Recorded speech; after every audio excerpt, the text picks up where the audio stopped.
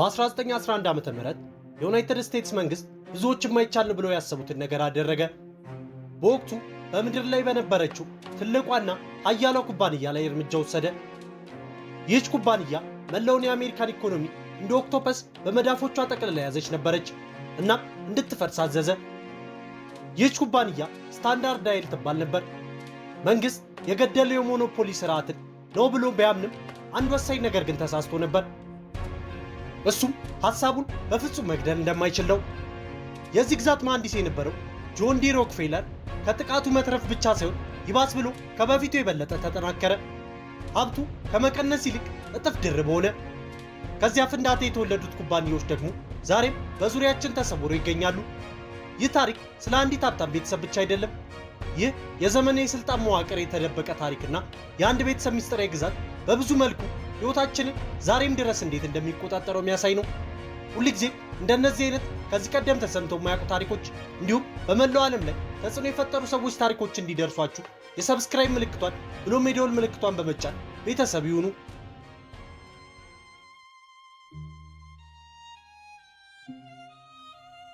ይህን ግዛት ለመረዳት በመጀመሪያ ሰውየውን መረዳት አለብን።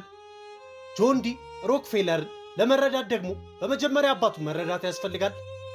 ዊሊያም አቬሪ ሮክፌለር በአካባቢው ሰዎች ሰይጣኑ ቢል በሚል ቅጽል ስም የሚታወቅ አጭበርባሪ ሰው ነበር።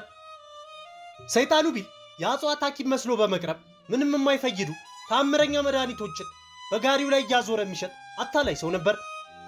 ሁለት ሚስቶችን በማግባት ቤተሰቡን ለወራት አንዳንዴም ለዓመታት እየተወ በድህነት ውስጥ ይተዋቸው ነበር። በራሱ አባባልም አጭበርባሪ እንደነበር አምኗል። በአንድ ወቅት ልጆቼን ባገኘሁት አጋጣሚ ሁሉ አጭበረብራቸዋለሁ ሲልም ተናግሯል። ከዛም ቀጠል አድርጎ ብሎች እንዲሆኑልኝ ነው የምፈልገው ሲል ተናግሯል። አባቱ በትርምስ ውስጥ ሲበለጽግ፣ ወጣቱ ጆን ዲ ሮክፌለር ግን ስርዓትን ይመኝ ነበር። ዝምተኛ፣ በጣም ሃይማኖተኛና በሚገርም ሁኔታ የተደራጀ ሰው ነበር። የሚያገኛትና የሚወጣትን እያንዳንዷን ሳንቲም ለመመዝገብ ሌጀር ኤ የተባለች ትንሽ ማስታወሻ ደብተር ይዞ እንደሚዞር በታሪክ ይነገርለታል። ከአባቱ የማታለል ሕይወት አንድ ትልቅ ትምህርት ወስዷል።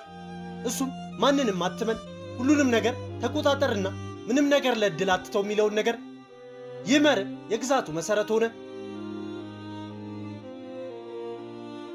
በ19ኛው መቶ ክፍለ ዘመን አጋማሽ አሜሪካ ጥቁር ወርቅ አገኘች።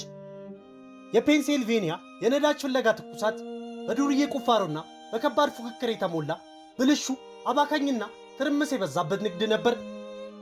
ለሮክፌለር ይህ ትርምስ ችግር ሳይሆን ዕድል ነበር። እውነተኛው ኃይል በነዳጅ በመቆፈር ሲሆን በማጣራት ላይ እንዳለ ተገነዘበ። በ1870 ዓ.ም እሱና አጋሮቹ ስታንዳርድ ኦይል ኩባንያን አቋቋሙ። ስሙ በራሱ ደንበኞች በመጨረሻ ሊተማመኑበት የሚችሉትን ወጥ የሆነ ስታንዳርድ ጥራት ያለውን ኬሮሲን እንደሚያቀርቡ ቃል የሚገባ ነበር። ነገር ግን ከዚህ ቀላል ሐሳብ ጀርባ ሁሉንም ነገር የመቆጣጠር ጨካኝ ምኞት ነበር። የሮክፌለር የመጀመሪያው ስም አግድም ውህደት ወይም ሆሪዞንታል ኢንቴግሬሽን ነበር። ሁሉንም ተወዳዳሪ አጣሪዎችን መግዛት ወይም ከገበያ ማስወጣት። ይህ አካሄድ በ1872 ዓ.ም የክሊቭላንድ ጭፍጨፋ በመባል በሚታወቀው ክስተት ፍጻሜውን አገኘ። የእሱ ሚስጥራዊ መሳሪያ የደቡብ ማሻሻያ ኩባንያ ወይም ሳውዝ ኢምፕሩቭመንት ካምፓኒ የሚባል ጥላ ለበስ ዕቅድ ነበር። ይህ በዋና ዋና የባቡር መስመሮችና በተመረጡ ሃይላንድ የነዳጅ አጣሪዎች መካከል የተደረገ ሚስጥራዊ ስምምነት ሲሆን ስታንዳርድ ኦይል ዋነኛ ተጠቃሚ ነበር። ስምምነቱ ቀላልም ሰይጣናዊም ነበር።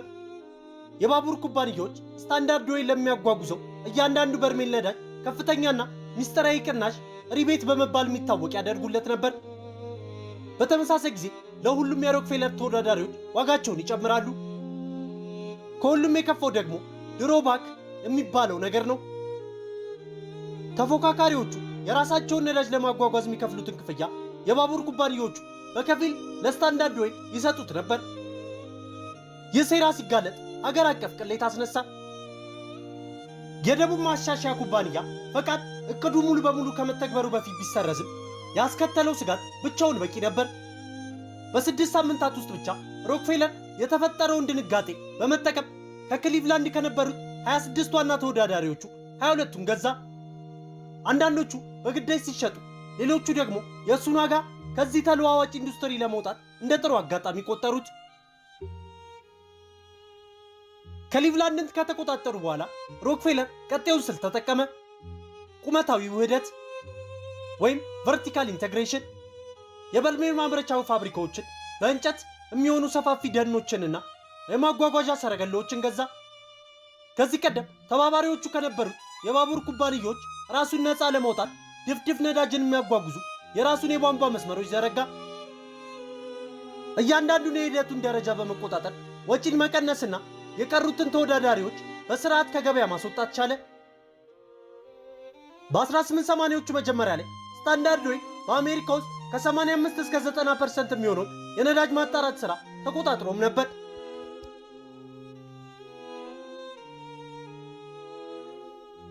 ሮክፌለር እውነተኛ ሞኖፖሊ ገንብቶም ነበር። አሁን ግን የሕግ እንቅፋት ገጠመው። በዚያን ጊዜ ኮርፖሬሽኖች ከተመሰረቱበት ግዛት ውጪ ባሉ ኩባንያዎች ውስጥ አክሲዮን መያዝ በአጠቃላይ እየተከለከለ ነበር። ይህ ደግሞ የተበታተነ ኩባንያዎችን ለማስተዳደር አስቸጋሪና ለሕግ ተጠያቂነት የሚያጋልጥ አደረገው። ስለዚህ ጠበቆቹ አንድ ብልሃተኛ መንፈስ የሚመስል መፍትሄ ፈጠሩ። በጃንዋሪ 2 1882 ዓ.ም የስታንዳርድ ኦይል ትረስት የተባለውን ሚስጥራዊ ስምምነት አዘጋጁ። የ40 ተባባሪ ኩባንያዎችን ባለአክሲዮኖች አክሲዮኖቻቸውን በትረስት ስም በሮክፌለር ለሚመራው የ9 ሰዎች ቦርድ አስረከቡ።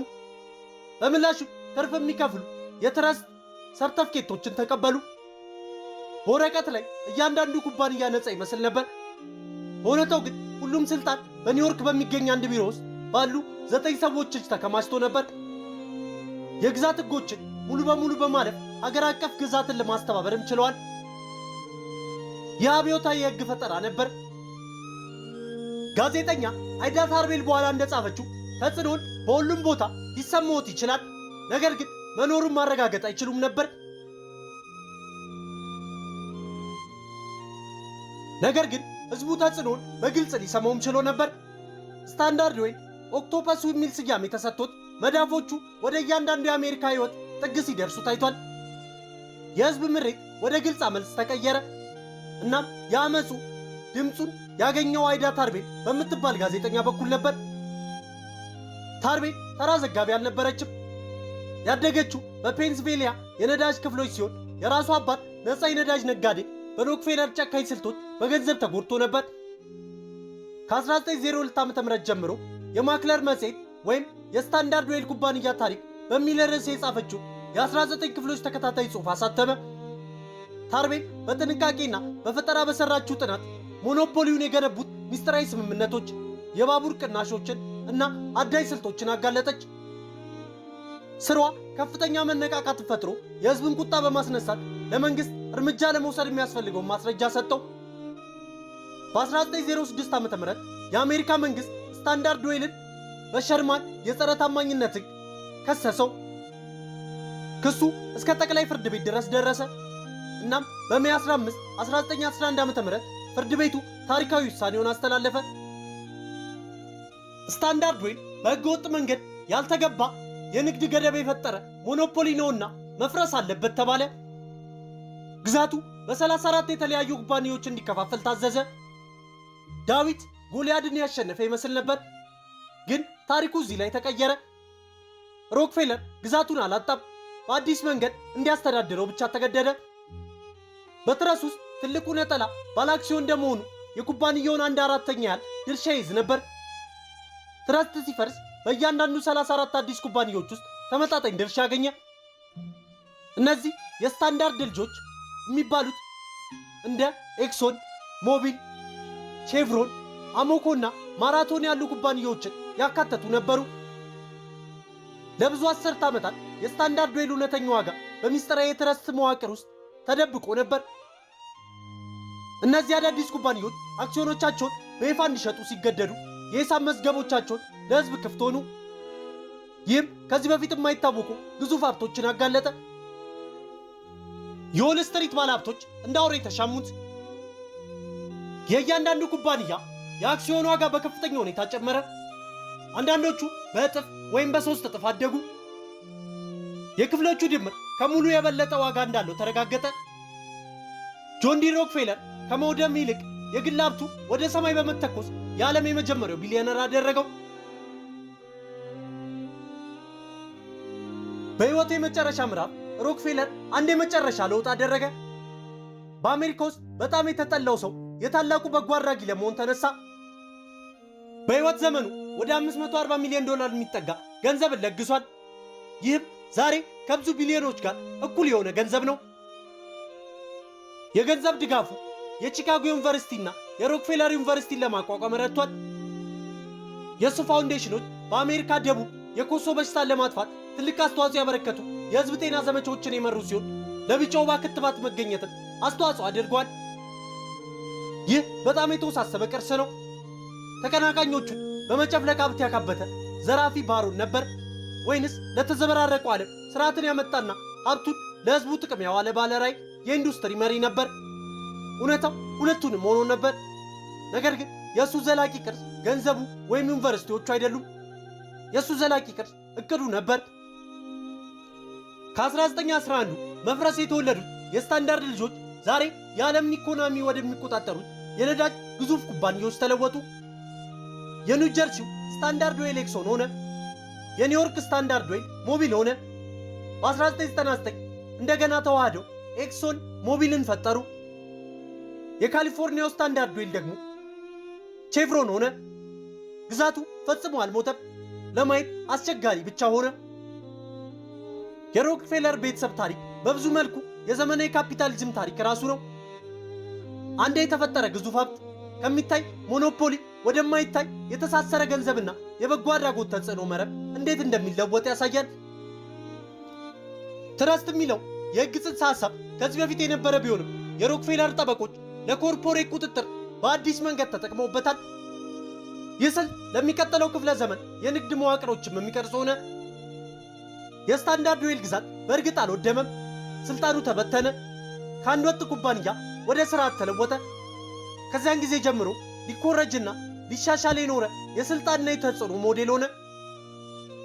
ታሪኩ የተጻፈው በነዳጅ ብቻ አልነበረም፣ በሕግ በገንዘብና ዛሬም ዓለማችንን በምሳሌ ሁኔታ በሚቀርጸው የግዛት ዕቅድ ተጽፏል። ውድ የፈንድሽ ኢንተርቴይንመንት ዩቲዩብ ቻናል ቤተሰቦች በዛሬው ፕሮግራማችን አንድ ቤተሰብ በሚስጥር የገነባው ግዛት ሕይወታችንን ዛሬም ድረስ እንዴት እንደሚቆጣጠሩ አስቃኘናችሁ። ሁልጊዜም እንደነዚህ አይነት ከዚህ ቀደም ተሰምቶ የማያውቁ ታሪኮች እንዲሁም በመላው ዓለም ላይ ተጽዕኖ የፈጠሩ ሰዎች ታሪኮች እንዲደርሷችሁ የሰብስክራይብ ምልክቷን ብሎም የደወል ምልክቷን በመጫን ቤተሰብ ይሁኑ። በቀጣይ ቪዲዮ እስክንገናኝ ሰላም ለሁላችን ይሁን።